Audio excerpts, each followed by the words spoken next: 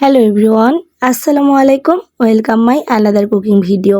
কেমন আছেন আপনারা সবাই? যে যেখান থেকে আমার ভিডিওটি দেখবেন সবাইকে আন্তরিক শুভেচ্ছা জানিয়ে শুরু করব আমার ভিডিওটি। আজকে আমি এখানে বানিয়েছি ছোট মলা মাছের চচ্চড়ি। এটি আমাদের শরীরের জন্য খুবই উপকারী একটি খাবার। এটা চোখের জ্যোতির জন্য অত্যাধুনিকভাবে কাজ করে থাকে। এই যে এখানে আমি একটা কড়াইতে প্রথমে মশলাগুলোকে হাত দিয়ে ডলে ডলে এটাকে মেখে নিব। তো প্রথমে দিয়েছি আমি পেঁয়াজ কুচি, তারপরে এভাবে মরিচ ফালি করে নিয়েছি, এগুলোকে দিয়ে দিব।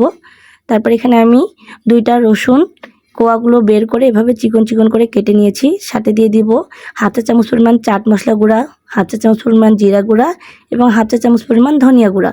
সাথে দিয়ে দিব আমি 1.5 চা চামচ পরিমাণ লবণ। লবণটা আপনারা আপনাদের স্বাদ অনুযায়ী দিয়ে থাকবেন। তারপরে এখানে দিয়ে দিয়েছি আমি একটা কাপ দিয়ে 1 কাপ পরিমাণ তেল। তো দিয়ে এই যে এখানে আমি এই সাইজের মলা মাছটা নিয়েছি। এটা আমার বাবার বাসা পুকুরের মাছ, খুব বেশি একটা বড় ছিল না মাছটা, মিডিয়াম সাইজের। এখন এগুলাকে আমি আপনারা আপনাদের শরীরে যতটুকু শক্তি আছে দিয়ে ডলে ডলে মথে মথে এভাবে মেখে নেবেন। যাই হোক, আমি এটা কথার কথা বললাম, শয়তানি করে আপনাদের সাথে একটু মজা করলাম। এভাবে কিছুটা সময় ধরে আপনারা এভাবে ডলে ডলে মশলাটাকে মেখে নেবেন। এমনভাবে মশলাটাকে মাখিয়ে নেবেন যেন মনে হয় হাতের মধ্যেই অর্ধেকটা সিদ্ধ হয়ে গেছে। তারপরে এই যে আরেকটু কিপটামি করার জন্য কিছুটা পরিমাণ আলু দিয়ে দিব, কেননা মাছ আর আলুটা একসঙ্গে ভাজি করলে যেন না কিছুটা পত্তা পড়ে যায়, তাই না? বাঙালিদের কথা। যাই হোক, এখানে আলু দিয়েও এই মাছটা খেতে অনেক মজা লাগে। তাই আমি এখানে আলুটাকে মশলার সাথে আগে কিছুক্ষণ মাখিয়ে নিব, তারপরে মাছটা দিয়ে দিব। কেননা মাছটা দিয়ে আর বেশি মাখানো যাবে না, তাহলে মাছটা এভাবে নরম হয়ে যাবে এবং ভেঙে যাবে। তাই আমি মাছটা দিয়ে হালকা একটু নাড়িয়ে নেব।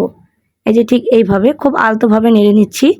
আলু দিয়ে যেভাবে ডলে ডলে মুথে নিয়েছিলাম ওইভাবে না, একটু হালকাভাবে হাত দিয়ে চেপে চেপে এভাবে নিয়ে নিব। তারপরে একটু কড়াই দিয়ে চারদিকে সমান করে নিব। তারপরে এখানে এই যে হাত ধুয়ে কিছুটা পানি অ্যাড করে দিব, তাহলে আমার হাতের মশলাটাও চলে যাবে। তারপর আমি ঢাকনা দিয়ে কড়াইটা বসিয়ে দিব চুলার মধ্যে। 5 মিনিট পরে একটু ঢাকনাটা খুলে দেখবো, এই যে কত সুন্দর ধোয়া উঠতেছে আর পানিগুলো ফুটে মাছটা ভাজি হয়ে যাচ্ছে। তারপর আবার ঢাকনা দিয়ে রাখবো। আবার 2-4 মিনিট পরে আমি ঢাকনাটা খুলে এই যে দেখেন প্রায় মাছ ভাজিটা আমার হয়ে গেছে অনেকখানি। এই পর্যায়ে একটা চামচ দিয়ে আলতোভাবে নেড়ে দিবেন। চেষ্টা করবেন চামচ দিয়ে না নাড়তে, চামচ দিয়ে না নেড়ে কড়ার 2 পাশের হ্যান্ডেলটা ধরে একটু এভাবে উল্টিয়ে পাল্টিয়ে নিলেই হয়ে যাবে। তাহলে মাছটা ভেঙে যাবে না, পুরো মাছটা আস্ত থাকবে, ছোট মাছ।